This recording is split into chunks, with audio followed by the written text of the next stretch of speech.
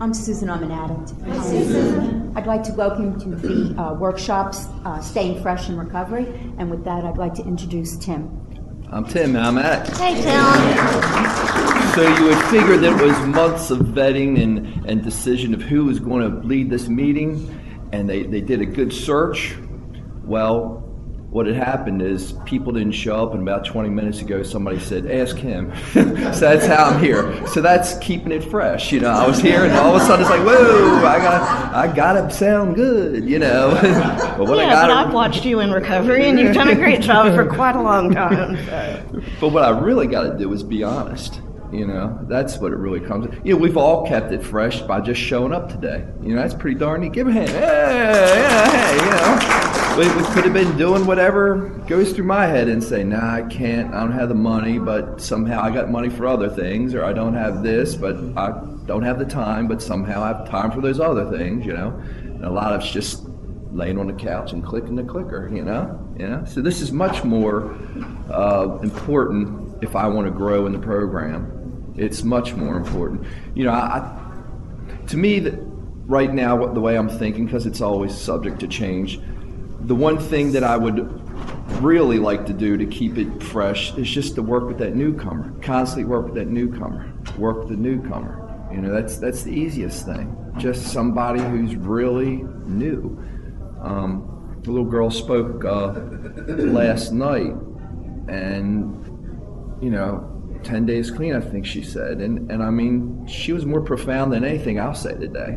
I mean, I know that, you know, because it was from the heart and it was that sincere desire to make that absolute change, you know. And I've had that in recovery. You know, like I always say, if you're going down the road and, you know, you're in an ambulance, you know, all of a sudden my program and how I need to work it and how I want to work it, and my priorities are crystal clear, you know. Have my dog get sick, all of a sudden I'm like, I know what's important. All that resentments and status and nonsense that flows through my head, it's clear, it's crystal clear. Just like when I work with a newcomer, you know. My clean date, because sometimes, you know, I throw that out, is 3/2/1986. So it's coming up on another anniversary. So, and it goes quick. It goes quick. I don't say it often, but it's just amazing because I can remember the first convention I went to was in '85, and I remember seeing this guy. They had an auction for, you know, the funding of the Virginia Convention, and he had this cool leather NA jacket. I mean, it was the neatest thing. I thought that was so cool, you know. And he put it up for auction, and I thought, man, you know, that's pretty darn neat, you know.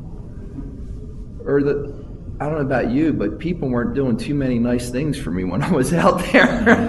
Nah, you know, what do you got? And if you don't, get away, you know. And I remember I was taking the guy to a meeting one day, and it was icing. It was probably about this time of year. And he stopped at the gas station and bought me windshield wipers, you know? And that was pretty cool. I thought, man, somebody's buying me windshield wipers. Because the windshield wipers weren't working is what it came down to. So it wasn't like, hey, let's go do this, you know? You know, it's funny. I'm almost 57, and you know, some health things are kicking in, you know, some health things. You know, when I first got into rehab, I couldn't walk up a flight of steps. I literally couldn't walk up a flight of steps. It's not a couple years back, I was running marathons and playing senior lacrosse, you know, and then some health stuff hit. And all of a sudden it's time to get fresh in the program, you know. Again, you know, I've seen more doctors in the past year or two than I had my entire life, you know. And that's when I say, well, you know, how can I get through this? You know, and it's to get out of myself and help that other person or addict, you know. I was in one of those meetings where somebody comes in and just the crisis I made, and this person was involved with that kind of crisis, And all I wanted to do was help this guy, you know? All I wanted to do was help that guy. You know? I tell you, you know, the one thing that sometimes I feel like, you know, I got this grip on the spirituality, because, you know, the whole program spiritual is what I was told. You can trust God, clean house, help others. Make it real simple.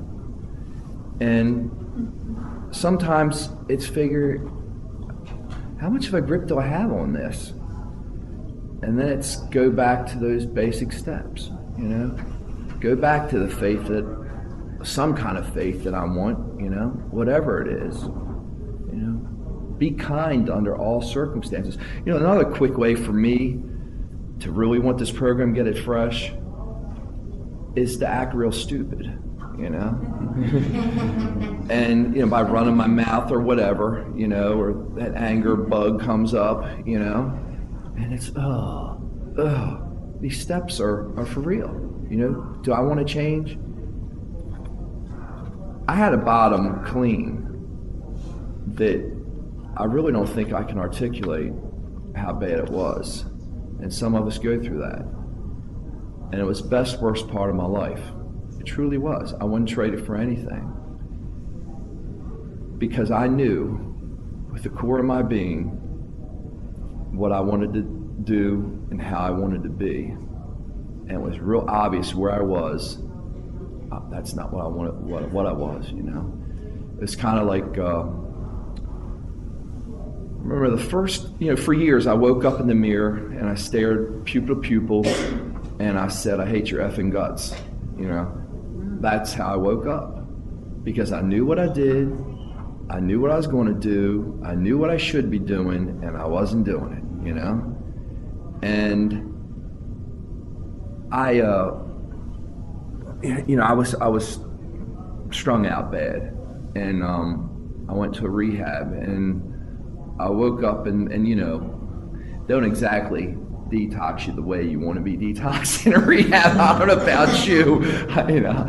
Give me the mix that still works. That's my, you know, ideal deep. Anyway, and incidentally, it stopped working. Absolutely, that's why I'm here. It absolutely 100% stopped working. I can remember the night that I woke up and I did a bunch of stuff. You know, life was, the high worked, you know.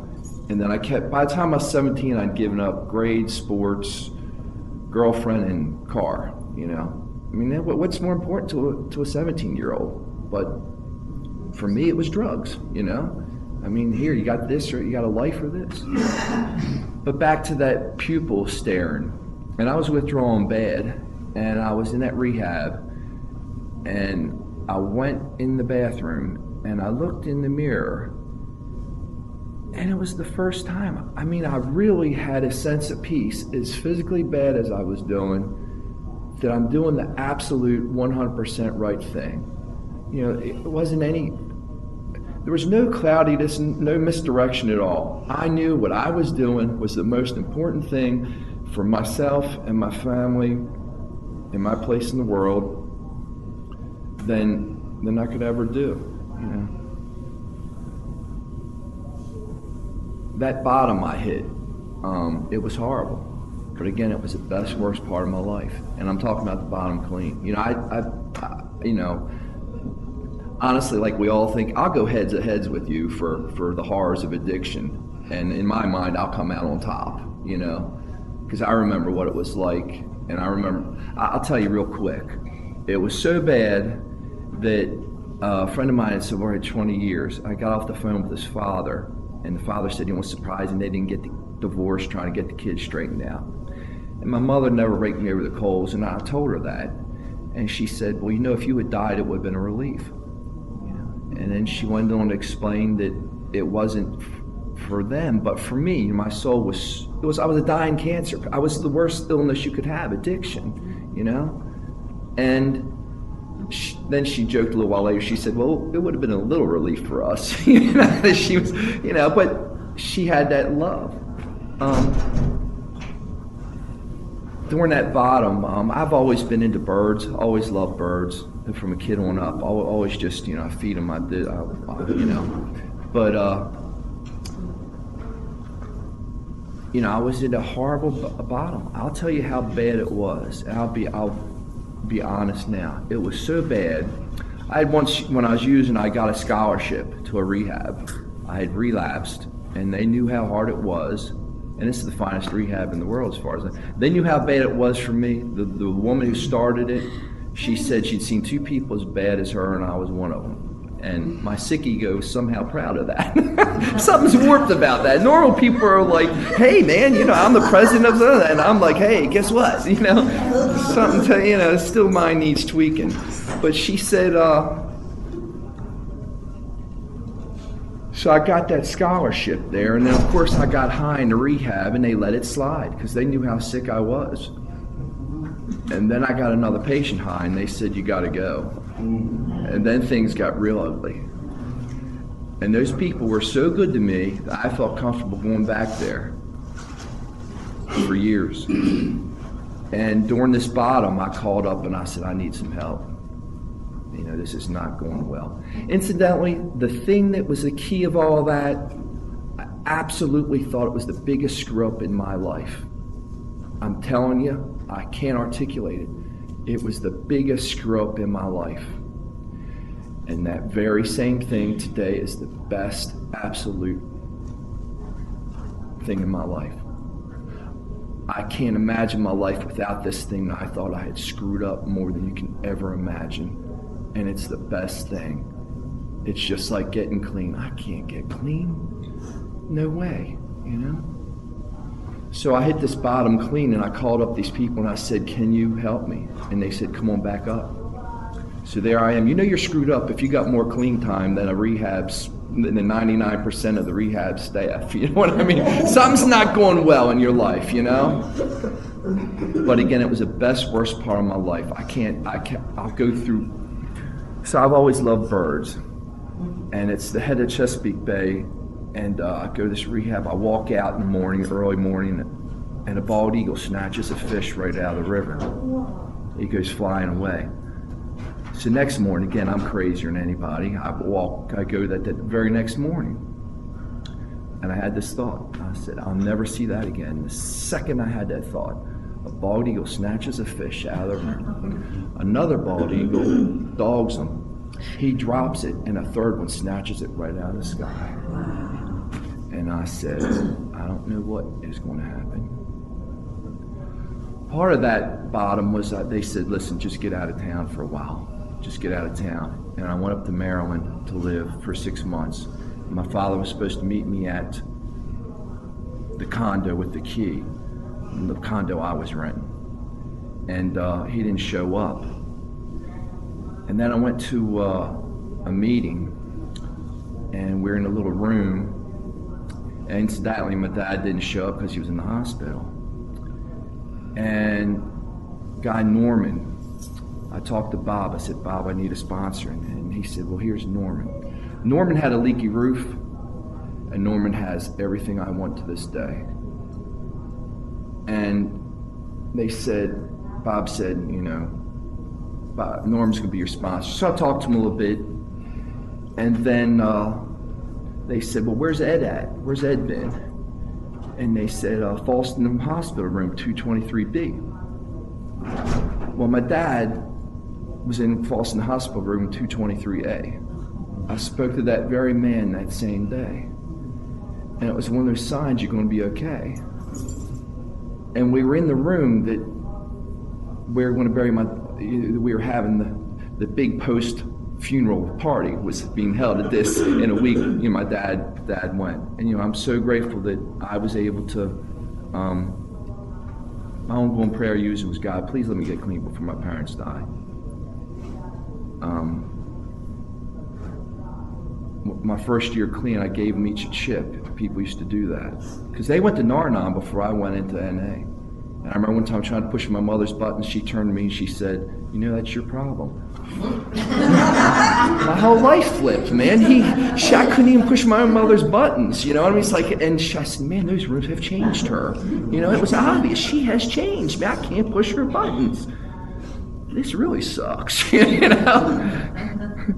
So where was I? I don't know. The chips. So my dad carried his around. I didn't know after he died his whole life, the rest of his life. And incidentally, I was so screwed up that first year, I didn't even remember doing that, giving him the chips. You know, my mom told me years later, you remember those? And I was like, no, what? So then my mom, a couple years back, she was real sick, and she knew she was. And I drove home, and in her dresser on top was that medallion. I knew what that meant. She wouldn't be buried with it. So I was the one holding her hand, from somebody that was an absolute drag on the whole family situation to being somebody that's holding her hand, and I was the one. My brothers weren't, I was, So I guess to sum it up, I guess I can go two ways. Be grateful, be grateful, be grateful. Tim. Or not be grateful and find that bottom to where I've got no choice, So anyway, I appreciate you listening. Thanks.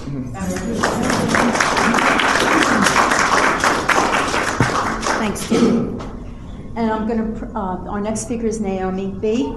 And I personally know her, and I personally know that she stays fresh in recovery. And she's fresh. You scare me. I know. We're fresh. I'm Naomi, and I'm an addict.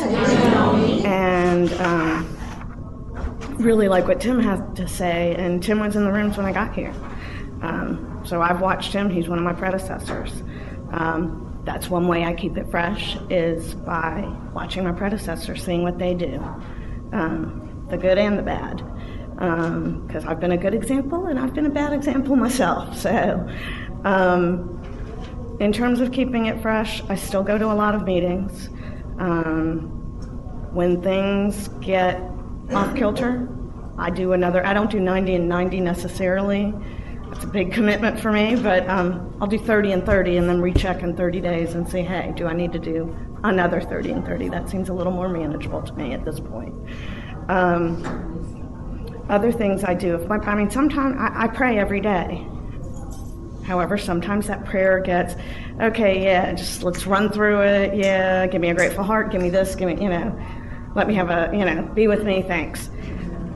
If it starts to be that rote, I change it up. I look for different prayers to say, different meditations to read. I'm a bit of a meditation addict. It's like, and I know other people in this room who are the same way. It's like, which meditation book is your favorite? I don't know. Let's look at these 20 and I'll find one. But that keeps it fresh to me. Seeing what other perspectives there are on whatever I might be going through. Talking to my sponsor, still. I've got over a decade clean, thank you God, in these rooms. And because of that, I need y'all even more, I think, sometimes now than I did in the very beginning. I still talk to my sponsor every other day. And if by the third day I haven't called her, she's saying, what's up? Because she knows something's up. She knows how I am. I sponsor other women. They save my life a lot and keep me connected to the program.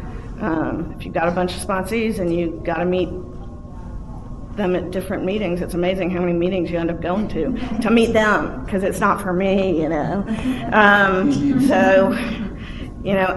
when my meetings get boring or I feel like I've heard the same thing, because I change up what meetings. I'm not, something my predecessors taught me is get in the car and drive somewhere. We are so blessed in Georgia. We have so many meetings and so many different types of folks in recovery. And the beauty that connects us all is that we're all folks with this disease and we're fighting it. I can go to any place. I was going to say in America, in the world, and I can find a meeting. I can find a meeting on a cruise ship. You'd be surprised. And that keeps it fresh. Just getting other people's perspective. Step work keeps it fresh. 9 times out of 10, if my recovery's getting old, I guarantee you, if I look at how long it's been since I've picked up my actual step work, not reading about it, not thinking about it, but picked up a pen, I bet it's been 3-4 weeks at least. So picking up my step work always keeps me fresh in recovery. Going over a step with a sponsee or with my sponsor, going over one of my steps. Service work has been a big part of keeping me fresh in recovery. I think about the first convention I ever went to. I got clean in January, and it was April 1st, so February, March. 2 months. First of all, I was so nervous that I kept holed up in my room the entire time. That's what I do when I get nervous. Until my sponsor got me out of the room and took my key and said, don't come back. You are out here for the convention. I don't want to see you back here until midnight. So I met people because I didn't have a choice. And it's funny, I went from there and not knowing anybody. And I ended up being of service that night because I didn't know what else to do. And if you're standing around at a convention, trust me, somebody will give you something to do. So I was making sure, the rooms were set up nicely, blah, blah, blah. Just helping whoever was doing programming for that convention. When I walked in here today late, and anybody who knows me, that's one of my character defects. If I could get here on time, it will be a miracle. That'll be much bigger than anything I know besides me getting clean. I work on it, but it's just one of those things. That keeps me fresh in recovery because I'm always trying. What's the different way that I can get on time someplace? 5 minutes late for me is actually good, so y'all got the best of me today. But where was I going with that? Blah, blah, blah. Oh, convention. Okay, walked in my first convention. I knew one person, my sponsor, maybe a couple more, and she locked me out of the room on purpose. A couple of years later, and I've done some service, and I looked around this room just when I got here, and it's like, I know at least a couple of people on every row, and this isn't even a convention for my area, it's for my whole region. And I'm like, oh, I haven't hugged him yet, and I haven't hugged her yet, and that's all because of the service work I've done. It's not because I'm just so lovely to be around, because trust me, I still have my days, months or whatever, but, service work keeps it fresh, and because of that, there are social media areas that I get to find out, even though I don't see y'all all the time, I get to find out what's going on in y'all's lives. I get to see pictures of your kids. That's another way I stay fresh in recovery. I have two, and I'm going to call them little boys because they still are to me. They're 15 and 17. One of them, y'all have watched grow up. You've watched both of them grow up, but one of them just has taken hold of this program, and it's like, because can I keep coming even though I'm not an addict? And I felt like saying, honey, you're an addict, you just haven't picked up drugs, thank God. Computer, other things, you got the thoughts, but he loves this fellowship. Y'all helped me raise him. And when I really don't have a solution, I talk to him. He breaks it down real simply. At 15, he's like, well, Mom, what step are you on? Have you called Kim? My sponsor. Have you called so-and-so? You really need to go to a meeting. I'll go with you. There's one meeting on Wednesday nights. It's far. It's like a 45-minute drive. There are meetings closer to my house. But there are folks he likes at that meeting, and he likes going out to eat afterwards. And you'd think, well, I'll just, why don't you sit in the other room and do your homework? No, he wants to be in the meeting. So he really knows what this program's about, and he'll call me on my stuff. And I'm grateful for that. We have that kind of relationship. I'll call him on his too. But yeah, nothing like a 15-year-old son to keep you fresh in recovery. It'd be one thing if he didn't know the program so well, but he, what step are you on? Are you serious? This program gave me back so much. I had, like Tim was saying, when my father died, I had a relationship with him. I was there with other people in recovery when he was dying that just came to sit there and be with me.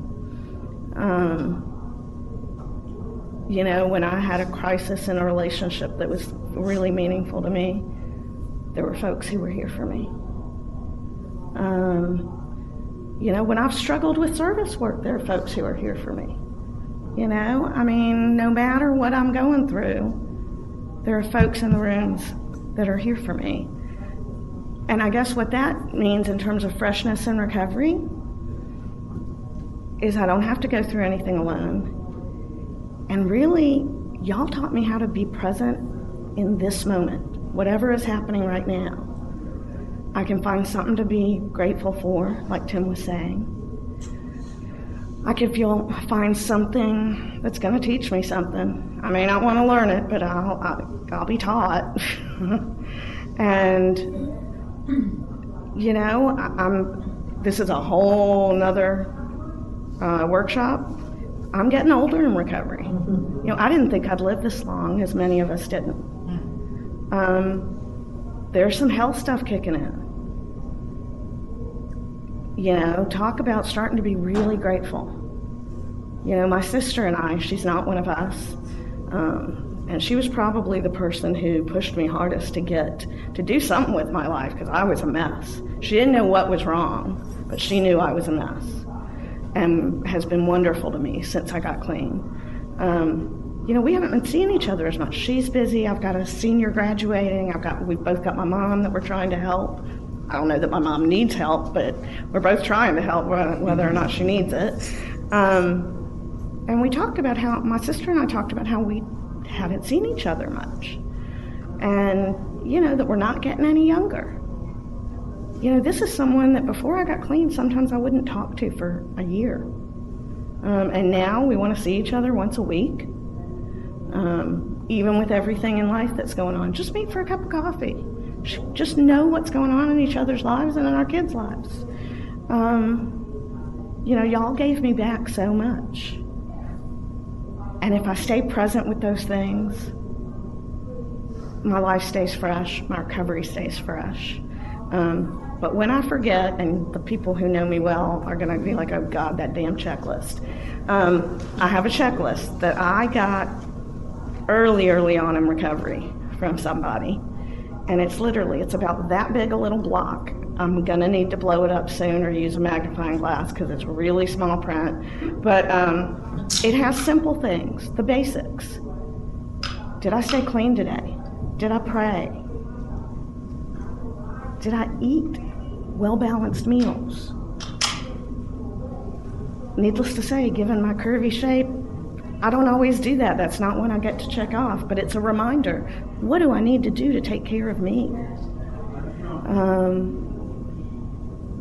Did I read something of recovery literature? Did I talk to my sponsor? Did I have an honest conversation with someone in recovery? What did I do to have fun today?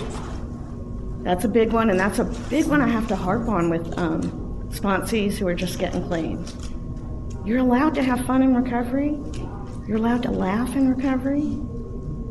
And you're allowed to do nice things for yourself that are healthy. Laugh with friends.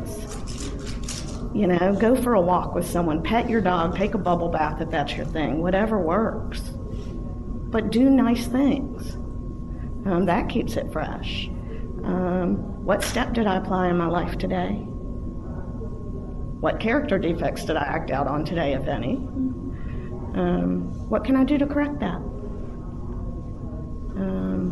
Anything I put in my body, if I take aspirin, Advil, I write it down just to keep it fresh, that it's not a secret. If anything I put in my body becomes a secret, it's dangerous for me. I know myself.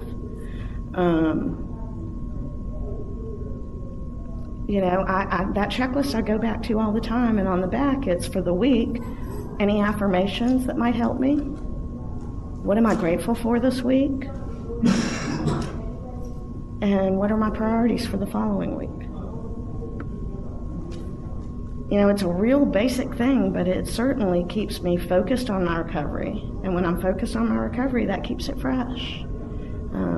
Going to conventions like this, listening to other people's experience, strength, and hope. Like Tim was saying, last night there was a newcomer that shared that blew me away. It was worth every, I mean, it was worth everything. I mean, and even my 15-year-old son was, wow, I want to meet her. She has great recovery, and it's, you know, that's what I'm teaching my son. Y'all are helping me to bring him up.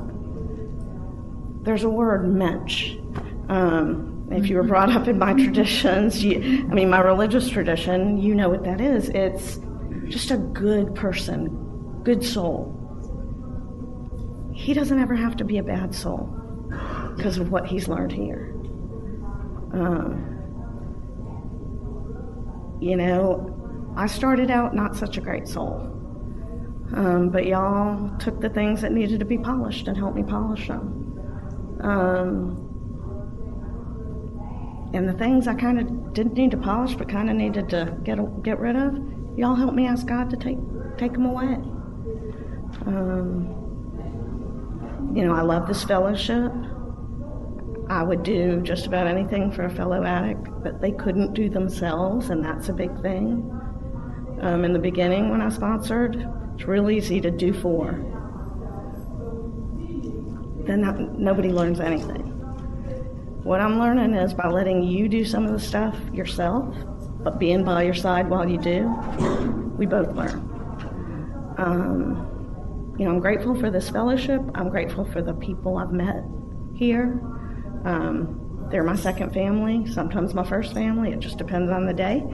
And I can't imagine my life. Every aspect of my life is touched by recovery and people in recovery. I cannot imagine. And I don't want, the bottom line is, thank God I don't want to imagine anymore. I don't romanticize using, because I remember that last day. My kids were miserable. They were left alone at 2 and 4 years old. And they were crying when I got home. And so was I. I don't want to go back there. You know, I have a life that's beyond my wildest dreams. And, you know, even getting older in recovery will keep it fresh. There's something new every day. You know, I appreciate y'all being here. I mean, just seeing y'all's faces right here, right now, keeps me fresh in recovery. You know, I've never smiled so much for really no reason. And I couldn't find a reason to smile before. I thought the whole world was against me. And now, I know y'all are doing your own thing, but I know there are a lot of people that sure do pray for good things in my life, just like I pray for good things in y'all's. And with that, I really don't think we can lose. So thanks for letting me share, and thanks for being here.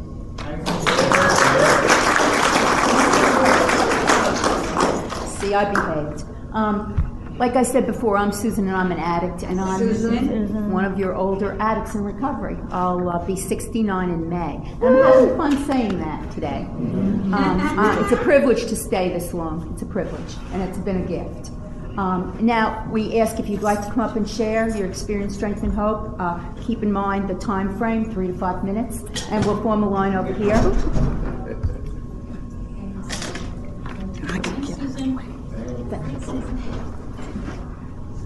Hey, my name's Theodis, and I'm an addict. Nice to meet you. And it's good to be in a workshop. I've been a part of GRCNA for 20 years. And this year, I'm finally doing it like I want to do it. And that's attending workshops and taking care of me. You know, service is a wonderful thing, man. It's a wonderful thing. You know, I got hooked up into doing the newcomer workshop, and I did the newcomer workshop for 16 years straight.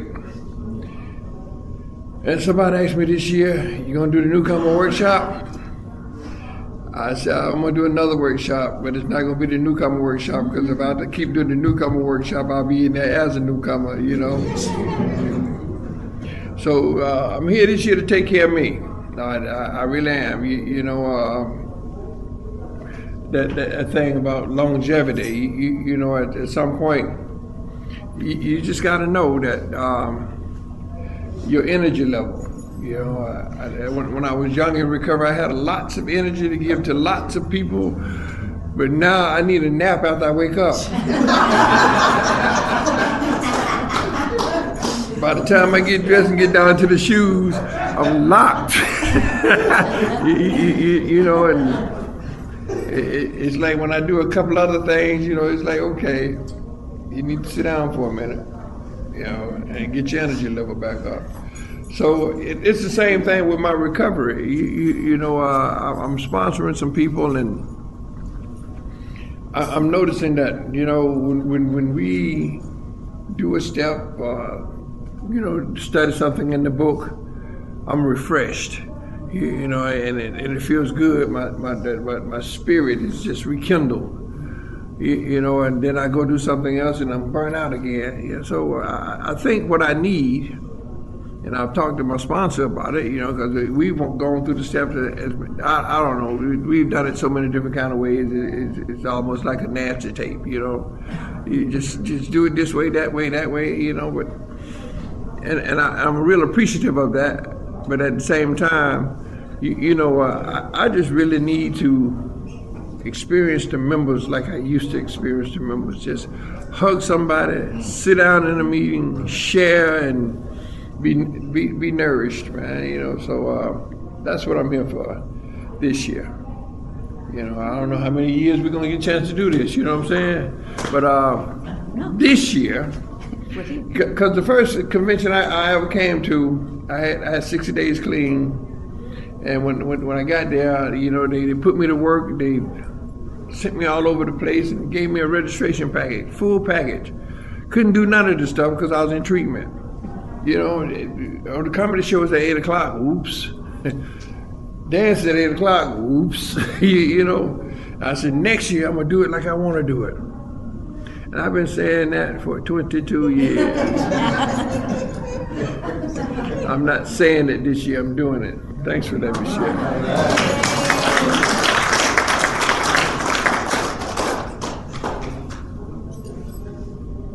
And if nobody else wants to share, then we're probably going to close the meeting. I would just like to say thank you all for being here and supporting me and loving me when I couldn't love myself. Would you like to come up, please? I mean, I thought, you know, y'all have speakers. Nope, we're sharing now. We did our speaker thing. I just got here. Staying fresh in recovery is the topic. Right. You know, recovery addict named Mike. Hey, Mike. Yeah, I see. I just you know walked in, you know, and usually most workshop means you know that I've been to lately. Like, you know, it'll be there will be a speaker. You know, means I mean I haven't seen you know been you know at an open discussion like in a workshop. I mean, like you know in a long time. So I didn't know like you know what you all you know were doing. You know, but anyway, you know, but I'm glad, you know, that I do have this opportunity, you know, to share, you know, because I got a lot going, you know, a little bit, you know, of a bother, you know, right now. I couldn't afford a hotel room, you know, here, so I got me a hotel room, like you know, at the Akana Lodge, you know. Now here's you know the thing. I thought you know that it was going to be closer than it, you know, than it is. You know, I don't drive. I don't have a cell phone. I don't know my way, you know, around. You know, and I could get it, but here's the thing. But I had to be doing a lot of twisting and turning, and that's not, you know, that's like I said. If you know, if I knew my way around here, I wouldn't. I mean, that'll be all well and good, but you're talking about somebody, but you're not listening to a person you know who lives here and that knows their way around here. You're talking to somebody that is not from here, you know. So I guess you know I'm putting out this like you know I'm sure you know you all want me to be able to enjoy the convention, right? Yeah, I want me to be able you know to enjoy the convention. It's gonna be hard for me to enjoy the convention, you know, if I got to you know be back you know at the hotel you know at a certain time, you know I need somebody you know to help me some kind of you know to help me some kind you know of a way, you know I will. I will. I have a card, and I Let will. me get it out. Don't, I hate it. When people stop people. I mean, you can't help nobody. Right. If you don't listen to them. Right. Okay. But I yes. will help you. Right. All right. Don't forget. I appreciate it. I want to, like I said, I want to, you see, I don't want to have to give up, the dances, the marathon means, because I'm not, from, what I'm saying. I need somebody, who's going, who's going to be one to let me enjoy the convention, get me to and pick me. I mean, how do I know? Now take me is all right. Now, how do I know how to get in touch with somebody? To come up there and get me. You see, I need to to know all of that because like I said, I want to be to be able to enjoy the convention, and I think you all want me to be able to enjoy the convention. Definitely. So that's what I'm putting out there. Very good. Thanks. Thanks. I will help you. Hey, now, thanks. Okay. All right. Sorry to cut you off. I think we're out of time. Is that correct? Yeah. And can we form a circle and close, please? And thank you all for a good meeting. Thanks, Susan.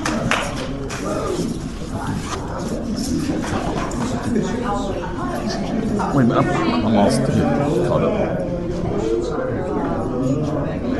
We got to scooch over, I think. Good job. Stepping on, or somebody stepping on. Oh, there we go. There was a. making a fucking line. All right. You do that well. You can make a kid. Michelle's going to help us close. Thank you, everybody.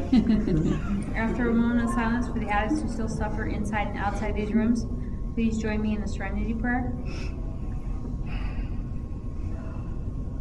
God, grant me serenity to accept the things I cannot change, the courage to change the things I can, and the wisdom to know the difference. Keep coming back, it works, it's worth it.